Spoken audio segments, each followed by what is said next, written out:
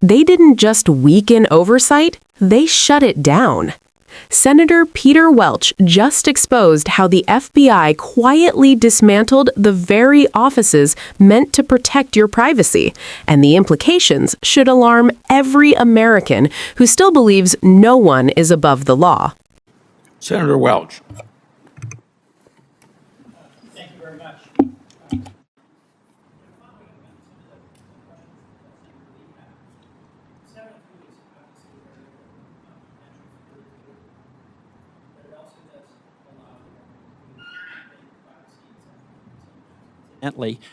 Thank you, sometimes incidentally, of American citizens. And there's two issues always involved with this, in addition to the trade-off between national security and privacy rights. One is whatever the administration in charge is, we have to have some trust that they're going to operate within the proper constraints. But the second is we've created some constraints which are intended to have an aggressive and assertive advocacy on behalf of the privacy side of the equation. And one of those was the Privacy and Civil Liberties Oversight Board, which, as you know, is an intelligence watchdog that's charged with monitoring government compliance with the procedural safeguards on the surveillance activities. That was terminated, as you know, by President Trump. And in May of 2025, shortly after Mr. Patel became FBI director, he shuttered the Office of Internal Auditing, which was, you know, was the unit responsible for overseeing the government's compliance with their surveillance rules. Ms. Gatin, how does that help create public confidence that when 702 is used, it is going to be for the purpose of national security protection, and it's being done in a way that's consistent with privacy rights that all Americans enjoy? It's a real concern. As I was saying before, we don't have any data on implementation of statutory safeguards in 2025. The fact that the Privacy and Civil Liberties Oversight Board was gutted, the fact that the Office of Internal Audits was disbanded, does not give a lot of confidence that the oversight provisions of RISA, for example, are being robustly enforced. You know, Mr. Baker, I appreciate the work you've done on 702 over the course of your career, but as a strong proponent of 702 for the reasons you've outlined, are you a proponent of getting rid of PCLOB and also the internal function that was disbanded by Mr. Patel? No, I'm a believer that proper bureaucratic incentives are likely to be a better protection of civil liberties than a warrant requirement. We had a warrant requirement on FISA when Carter Page was inappropriately surveilled, and 4 different judges on the FISA court said, yeah, fine. So a warrant requirement doesn't necessarily protect civil liberties, and good bureaucratic controls can. So in your view, was the PCLOB something that was helpful to protect privacy rights? They wrote an excellent report before they lost their majority that is really the best piece of work on 702 that's been done. Well, that's an incredible endorsement, Mr. Chairman. And did it make sense for Mr. Patel to shutter the Office of Internal Auditing to achieve your goal of a good 702? I don't know the details of that, but I would support any mechanism that does a careful job of evaluating people's justifications for the searches that they do.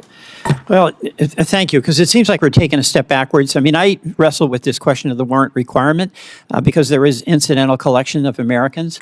And I know many of my colleagues across the aisle are strong proponents of protecting civil liberties. So when you have a couple of offices that are strong in the moment advocates for the balance, it's disappointing to me that those would be disbanded. Thank you. I yield back. Thank you, Mr. Chairman. And I want to probably just use my time. What happened in this hearing cuts to the core of democratic accountability, and it deserves far more attention than it's getting. Senator Peter Welch wasn't grandstanding. He was methodically laying out a dangerous pattern that should concern anyone who values both national security and civil liberties. At the center of this exchange is Section 702 Surveillance Authority, one of the most powerful tools the federal government possesses. It allows intelligence agencies to collect foreign intelligence, but it also sweeps up Americans' communications incidentally. That's why Congress didn't just authorize surveillance, it built guardrails. Oversight bodies, internal auditing, independent watchdogs designed to ensure these powers aren't abused. And yet, under FBI Director Kash Patel, those guardrails are being dismantled.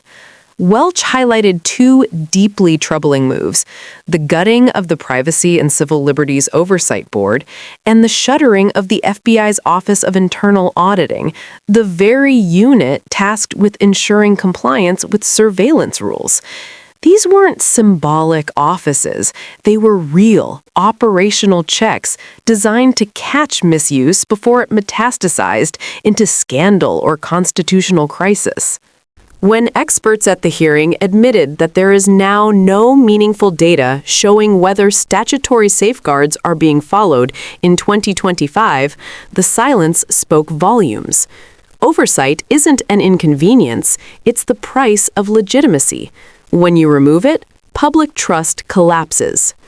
What makes this moment especially disturbing is that even witnesses who strongly support Section 702 acknowledge that the now-defunct oversight bodies produced some of the most rigorous, thoughtful analyses of surveillance abuse. One witness went so far as to call their work the best examination of Section 702 ever produced. That alone should have made those offices indispensable, not disposable. Welch's frustration was palpable because this is a step backward, not forward. Instead of strengthening confidence that surveillance is used lawfully and narrowly, this administration has chosen opacity. And when transparency disappears, so does trust.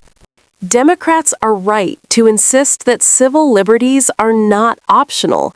They are not partisan luxuries. They are constitutional guarantees. If Republicans are serious about defending freedom, then dismantling oversight bodies that protect Americans from unlawful surveillance should be a red line, not a footnote. This moment matters because once oversight is gone, getting it back is far harder than losing it. And if we normalize unchecked surveillance today, we hand tomorrow's leaders a blueprint for abuse.